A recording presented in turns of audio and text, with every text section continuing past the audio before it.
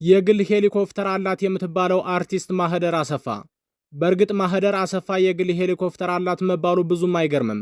ምክንያቱም በሀገር ውስጥና ከባህር ማዶ ትላልቅ ፕሮጀክቶችን እያስተዳደረ የሚገኘው ታዋቂው ቱጃር ቢሊዮነር ሼክ አሊ አላሙዲን ከጎኗ እንደሆነ ይታወቃል። ቢሊዮነሩ ሼክ አሊ አላሙዲን እጅግ በጣም ከበቂ በላይ የተትረፈረፈ ሀብት እንዳለው ዓለም ያውቀዋል። ታዲያ ማህደር አሰፋ ወይንም ደግሞ መዲ የግል ሄሊኮፕተር አላት ቢባል ምኑ ይገርማል? ምናልባት የሚገርመው ነገር ሙሉ ስራዋን ፊልም ላይ ብቻ አድርጋ እየሰራች የግል ሄሊኮፕተር ቢኖራት ነበር።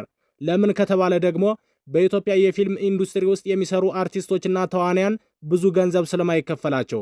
ኢትዮጵያ ውስጥ የፊልም ተዋናያንና አርቲስቶች አሪፍ ስራ ቢሰሩም እንኳን ያን ያክል አጥጋቢ ገንዘብ አይከፈላቸውም። ነገር ግን ጥሩ ገንዘብ ባያገኙም ታዋቂ እንዲሆኑ ስለሚያደርጋቸው ሌላ ስራ ወይንም ደግሞ ማስታወቂያ ለመስራት እንግዳ አይሆኑም፣ ቅርብ ናቸው። ይህም ቢሆን እንኳን ብዙውን ጊዜ ይህንን እድል የሚያገኙት ሴት አርቲስቶች ናቸው። ወንዶች የቱንም ያክል ጎበዝ ቢሆኑም የሴቶችን ያክል ውጤታማ አይደሉም። እኔ የምለው አንድ ጥያቄ እስኪ ተጠየቁ። ጥያቄው የኛ ብቻ ሳይሆን የብዙ ሰዎች ጥያቄ ነው። በኢትዮጵያ የፊልም ኢንዱስትሪ ውስጥ ሴቶች ከወንዶች የበለጠ ኢኮኖሚ የሚኖራቸው ለምንድን ነው? ወይንም ደግሞ በብዛት ሴት አርቲስቶች ብቻ ለምን ሀብታም ይሆናሉ? ማለትም ወንድ አርቲስቶች ለምን ድሃ ይሆናሉ?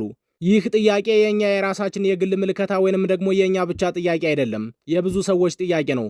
ሚስጥሩን የምታውቁ ሰዎች ምላሹን በሰለጠነ ቋንቋ ኮመንት ላይ አስቀምጡልን።